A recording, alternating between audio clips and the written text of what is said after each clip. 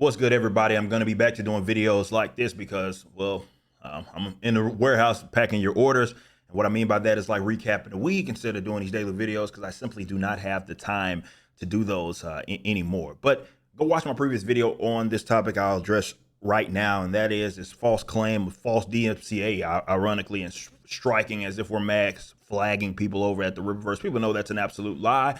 But that's because people work backwards. They start from, I don't like this guy, hate this guy, let me do anything I can to defame, demean, lie, slander, all of that good stuff on what it is that's happening. Go watch my previous video. Nonetheless, I think it's a great time to talk about kind of the concept of IP, let's say that. By the way, people that are my detractors are not anti-IP by any means. They just only appeal to it when it's advantageous to them.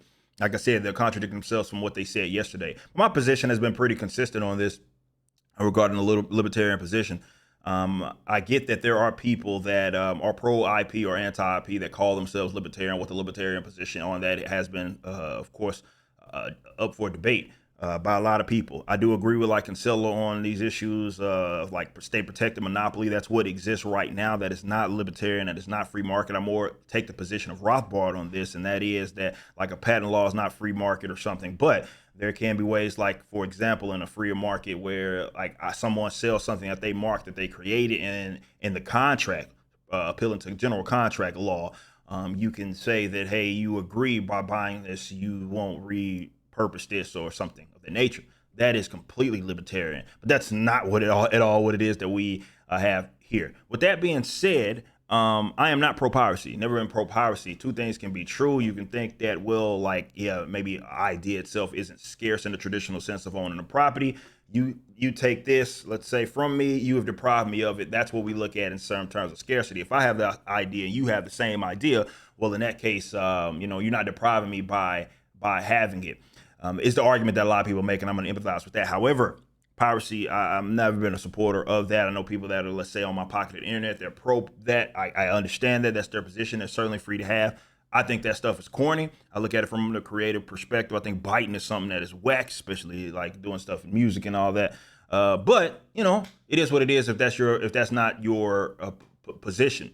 But as far as like what's happened over this past couple of days, I'm going to actually just show you guys just flat out because I did a post about this here in a little bit. I'll show you. But there's been no mass flag by the Rippaverse. There have been only, I think, 3-4 people that have been taken down, 4 actually. And I'm going to explain exactly what it is that they did. But as far as DMCA, I think people need to understand how that works. DMCA is not some like catch-all. By the way, DMCA actually, to appeal to it, you're forced to if you're like what they deem as an online service provider, and they'll say that they'll use that term willy-nilly, but basically companies are forced to have people that deal with that specific issue, which is why it's always appealed to, and that's the problem with this whole thing of like IP and how it acts in this country, or any country for that matter, and that it doesn't incentivize creative market ways to benefit the creators, which is really all that's what we're debating. Benefit the creators is what people want, and not have their stuff bit off of, or what some people would deem as stolen. I get it, it's not in the traditional sense, but if you look at like section 512, it forces these people, like these companies, to appeal to it, like these platforms, and that's why it is that they certainly do that. But like as that pertains to like fair use, I think is very important if you're going to appeal to that law. I know there's I think misconceptions here where people think that piracy and that is or how ethical you got the content it is that you're talking about is separate from fair use, and that's simply not true. You can go to the copyright office right here, and they specifically tell you that.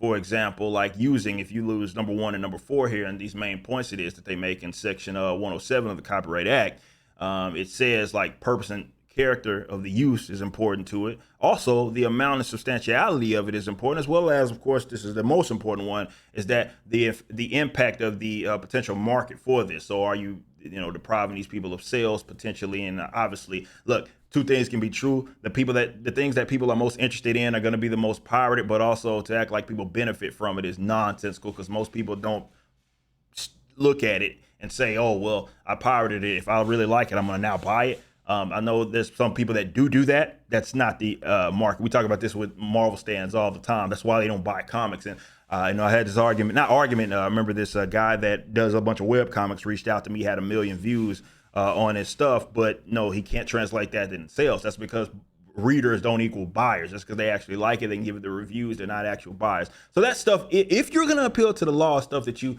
have to consider, certainly there. But Twitter has its own terms of service, I think is worth acknowledging. Again, they are forced to appeal to that DMCA stuff when they talk about copyright, but that doesn't mean they wouldn't take stuff down. They tell you this right here. They reserve the right to remove content that violates their user agreement.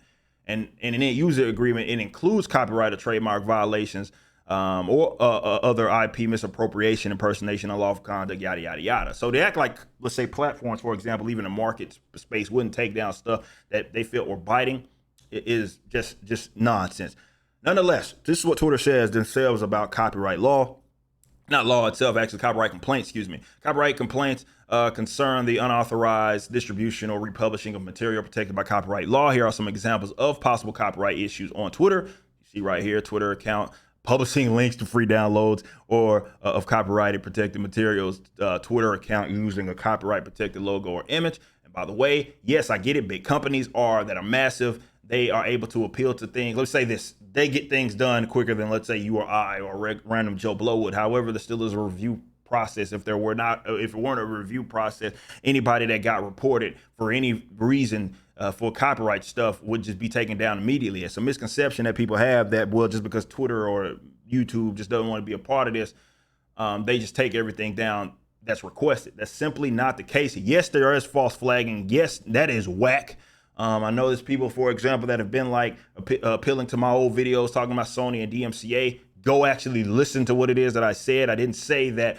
I was talking about the false flagging and the mass flagging that it is that they did because people were discussing things as whack. Nobody's been struck for talking about the Riververse positively or negatively.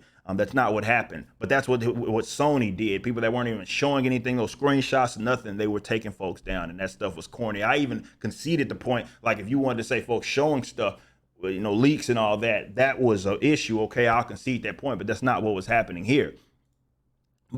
This is what they will show you in the event that because this shows you how the review process is. Hello, we're writing to let you know that we have reviewed your allegation of copyright infringement and we have removed the content that you reported from our site. Please note that it may take some time for the content to stop showing in all locations. That's what you would see if you didn't. Like, let's say if they reviewed it and it's legitimate.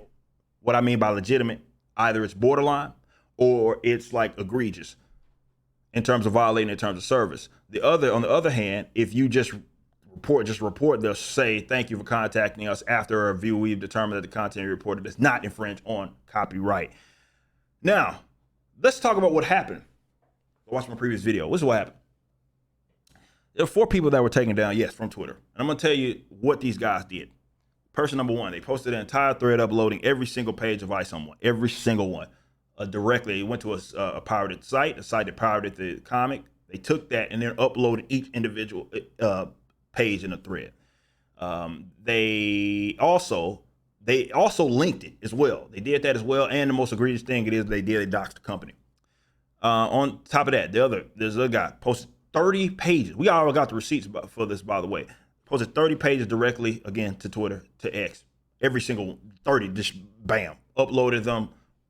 No changes, not transformative, right? There's no, like, what I guess Comic Story and those guys do for that reason, because they know Marvel will strike you if you start to get views on it. They don't strike everything, but they will strike you. You start to get views on it if you're showing all the, like, just a mass amount of individual pages, let's say, from a book, especially a new one, they'll do that.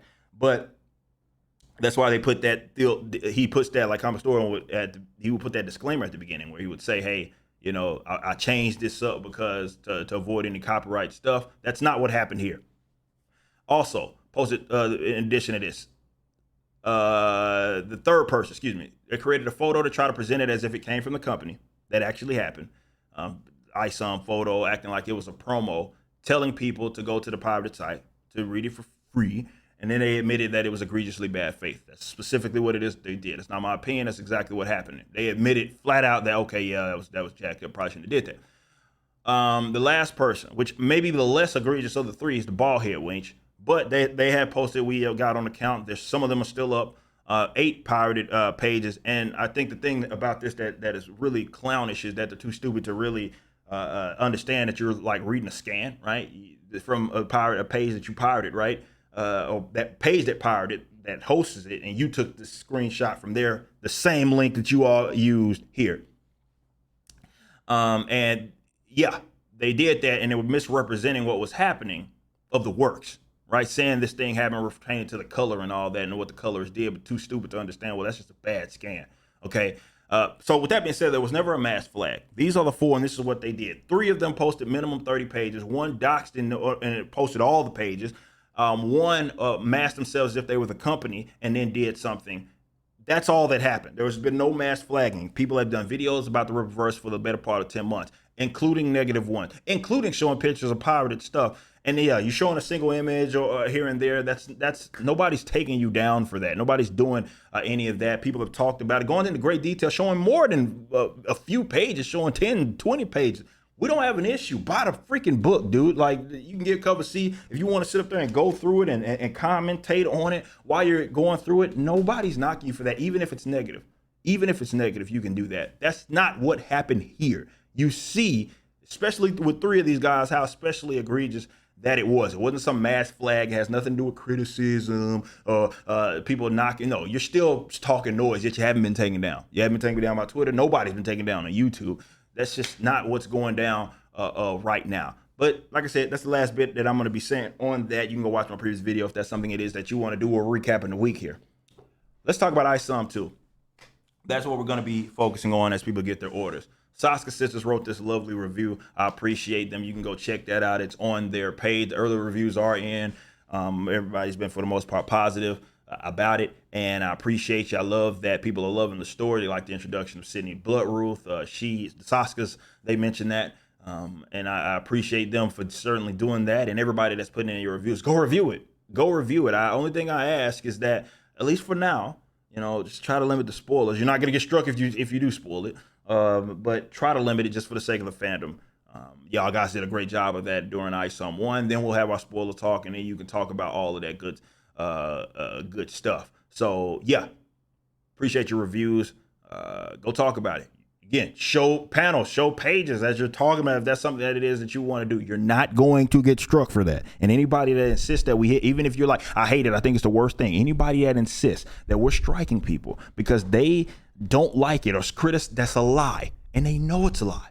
That never happened. You can criticize me all you want. I encourage it. Hell, it's engagement.